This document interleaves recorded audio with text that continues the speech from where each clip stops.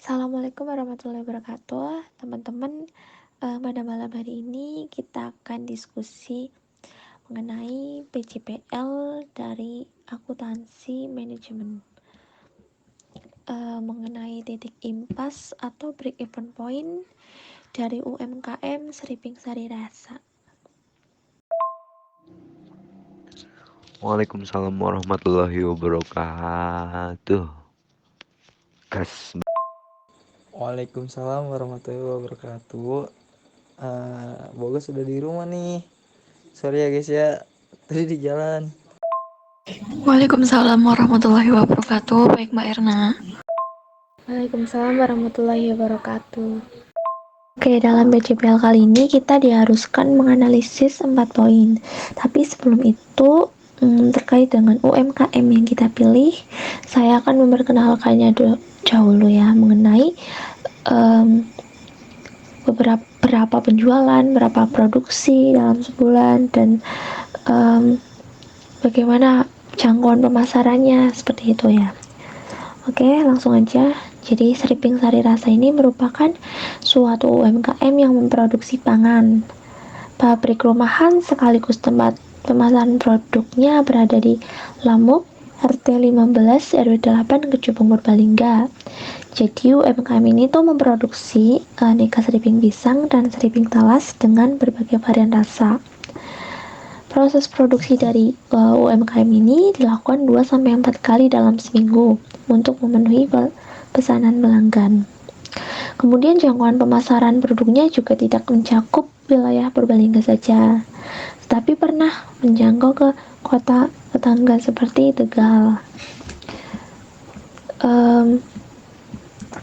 Terus terdapat volume produksi dan penjualan selama 3 bulan terakhir. Jadi saya memilih akhir atau penjualan dalam 3 bulan terakhir itu ya bulan April, Mei, dan Juni, yaitu sebelum Lebaran atau pasca Ramadan, terus pasca menjelang Idul Fitri atau Lebaran, kemudian setelah Lebaran. Dan dalam tabel yang sudah saya buat, di situ penjualan seriping pisang dan talas mengalami kenaikan dan penurunan dalam 3 bulan terakhir itu. Seperti pada bulan Mei mengalami kenaikan 2 kali lipat dari penjualan normal dikarenakan banyaknya permintaan terhadap seriping pasca mendekati Lebaran. Sedangkan pada bulan Juni penjualan kembali normal yang berada di kisaran 600-700 bungkus per bulan. Volume penjualan yang naik turun ini menjadi salah satu alasan bagi kita untuk melakukan perhitungan titik impas pada Seriping Sari Rasa. Betul begitu kan? Terus setiap biaya yang dikeluarkan untuk proses produksi Seriping Sari Rasa memang sudah ada pencatatannya. Namun dari pihak UMKM itu sendiri tidak memisahkan antara biaya tetap atau fixed cost dan biaya variabel atau variable cost. Dan juga UMKM ini juga belum pernah melakukan perhitungan titik impas. Hal ini dapat menyebabkan perusahaan kecil tidak mengetahui secara pasti beberapa volume penjualan yang dibutuhkan untuk mencapai titik impas dan berapa besar volume penjualan yang diperbolehkan turun agar perusahaan tidak mengalami kerugian. Oke, dari segi rumusan masalah, kita menyimpulkan ada 4 masalah yang harus kita analisis atau kita pecahkan. Yang pertama langsung aja ya. Jadi ada berapa volume penjualan agar perusahaan UMKM ini dapat mencapai titik impas. Oke, teman-teman mungkin ada yang mau menjawab ataupun menjabarkan secara detail mengenai volume penjualan ini agar perusahaan dapat mencapai titik impas. Silakan jawabannya diutarakan. BEP adalah titik impas dalam suatu usaha. Dengan kata lain, BEP adalah titik di mana pendapatan yang diperoleh sama dengan modal yang dikeluarkan. Jadi, perusahaan yang ada di di titik BEP adalah satu zona yang tidak mengalami kerugian keuntungan dalam menjalankan usahanya. Tujuan menghitung BEP sangat penting karena selain bisa digunakan untuk menentukan target penjualan, BEP juga bisa menjadi pedoman dalam menggunakan dana perusahaan agar sesuai dengan yang dianggarkan. Dengan menerapkan cara menghitung BEP yang benar, maka perusahaan dapat mengukur apakah fixed cost, variable cost, dan biaya-biaya lainnya sudah sesuai seperti yang diinginkan. Dalam UMKM Sriping Sari Rasa ini, untuk mengetahui beberapa volume penjualan perusahaan agar mencapai titik impas harus terlebih dahulu menghitung BEP. Oleh karena itu, perlu pengklarifikasian biaya variabel dan tetap agar mudah untuk menghitungnya. Dan ini untuk biaya tetap, gaji karyawan 600, biaya penyusutan mesin 200, biaya sewa pabrik 200, jadi totalnya 1 juta. Untuk biaya variabel per unit, biaya bahan bakunya yaitu 5.720, biaya tenaga kerja langsung 400, biaya lain-lain 400, biaya jual per unit 12.000, dan totalnya 18.520. Ini biaya tetap dihitung per 1 bulan. Dalam 1 minggu produksi sekitar 4 kali, dan sekali produksi menghasilkan striping sebanyak 50 bungkus atau 500 gram. Biaya bahan baku per 1 kilo produksi yaitu 286.000. Biaya tenaga kerja langsung yaitu 2.000, biaya lain-lainnya yaitu 20.000. Untuk menghitung biaya unit masing-masing, biaya dibagi 50 per bungkus. Jadi kesimpulan ini, BEP per unit menghasilkan 182,5, dan untuk menghitung rupiahnya yaitu 2.188.184. Jadi kesimpulannya, untuk memperoleh titik impas dengan harga jual 12.000 per unit, maka perusahaan harus mampu menjual produk sebanyak 182 unit. Jika penjualan tidak sampai 182, maka perusahaan teridentifikasi merugi karena biaya produksi tidak tertutupi. Terima kasih. Ya oke Mbak Lina, itu perhitungan semua ya, dan perhitungan itu sudah kita cantumkan di artikel. Jadi dalam diskusi kali ini kita membahas tentang itunya aja, kesimpulannya. Kemudian kalau misal dijelaskan dari perhitungannya, nanti teman-teman ada yang nggak paham, biarin aja mereka lihat sendiri. Kalau misal ada yang bingung, bisa didiskusikan gitu. Kita lanjut aja ke poin yang kedua, yaitu mengenai tingkat penjualan yang dihasilkan agar perusahaan UMKM ini dapat memenuhi target laba. Oke, siapa yang akan jelasin poin ini? Silakan. Kalau misal nggak ada, biar aku aja ya. Jadi di poin ini juga masih berbentuk perhitungan ya. Oleh karena itu saya mau simpulin aja kesimpulan dari perhitungan yang ada di poin B. Jadi laba yang harus dihasilkan oleh UMKM Sriping Sari Rasa dalam jangka waktu 1 bulan adalah sekitar Rp3.384.000. Nah, jadi jika dalam 1 bulan tidak mencapai angka yang telah ditentukan, maka perusahaan dikatakan tidak memenuhi target. Kemudian untuk menghitung apakah perusahaan memenuhi target atau tidaknya, perlu melakukan perhitungan BEP atau titik impas, yang dimana caranya adalah biaya tetap plus target laba dibagi harga per unit dikurangi biaya per variabel per unit, dan dari perhitungan itu ketemu 800. Jadi target laba sebesar 3.384 bisa dicapai oleh UMKM Seripping Sari Rasa jika penjualan produk menyentuh angka 800 unit. Oke, poin 2 sudah terjawab ya. Kalau misal dalam perhitungan ada yang masih bingung, bisa didiskusikan lagi. Teman-teman bisa lihat di artikelnya. Kemudian poin selanjutnya yaitu kebijakan manajemen persediaan dalam perusahaan UMKM Seripping Sari Rasa. Monggo teman-teman yang mau jawab. Jadi, perusahaan yang ada di titik BP adalah satu zona yang tidak mengalami kerugian ataupun keuntungan dalam menjalankan usahanya.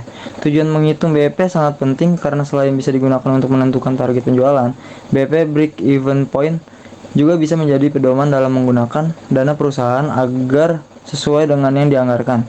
Dengan menerapkan cara menghitung BP yang benar, maka perusahaan dapat mengukur apakah fixed cost, variable cost, dan biaya-biaya lainnya sudah sesuai seperti yang diinginkan. Pada halnya dengan UMKM Seripping Sari Rasa ini, untuk mengetahui berapa volume penjualan perusahaan agar mencapai titik impas, harus terlebih dahulu menghitung BP. Oleh karena itu, perlu pengklasifikasian biaya variabel dan tetap agar mudah dalam perhitungannya. Di bawah ini merupakan pengklasifikasian biaya variabel dan biaya tetap dari UMKM Seripping Sari Rasa. Biaya tetapnya, biaya gaji karyawan 600.000, biaya variabel per unit atau unit, biaya bahan bakunya nominalnya 5.720, biaya penyusutan mesin 200.000, biaya kerja langsung 400.000,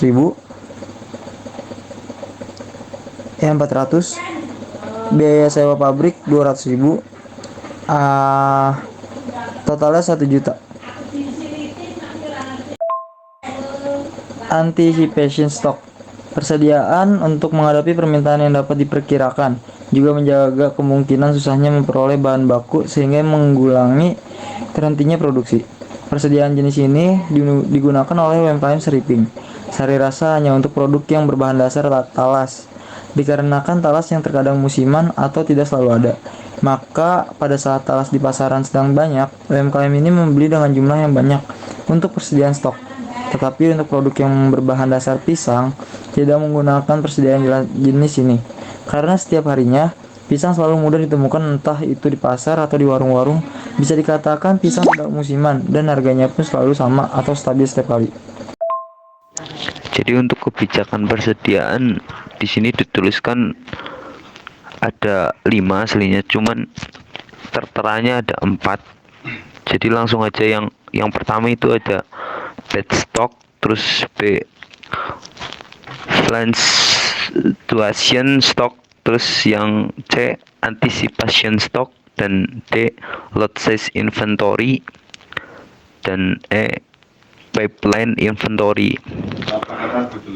Kemudian tinggal dibaca aja di artikel ada ya, jadi nggak perlu dijelaskan, itu dibaca sendiri aja. Kebijakan manajemen persediaan dalam perusahaan UMKM Seripping Sari Rasa. Dengan kesediaan yang baik dan benar, perusahaan mampu memastikan seberapa banyak sediaan bahan baku yang pantas sehingga mampu menyeimbangkan dan menghemat keperluan bahan baku maupun persediaan, tetapi tidak terlalu sedikit untuk memenuhi permintaan konsumen karena meminimalisir munculnya pemborosan biaya. Beberapa perusahaan yang menghasilkan produk makanan memiliki permasalahan dalam hal persediaan bahan baku yang belum optimal secara material. Kebijakan persediaan dibagi 4, yaitu yang pertama bad stock. Bad stock ini merupakan inventory yang dipersiapkan dan sediakan saat perusahaan belanja dalam jumlah yang banyak dari jumlah kebutuhan saat membeli barang produksi.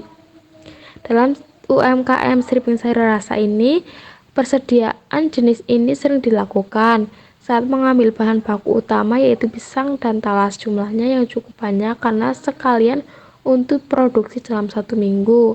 Hal ini dilakukan agar produksi efektif saat perusahaan akan melakukan produksi bahan baku telah dipersiapkan. Dan yang kedua, fluctuation stock.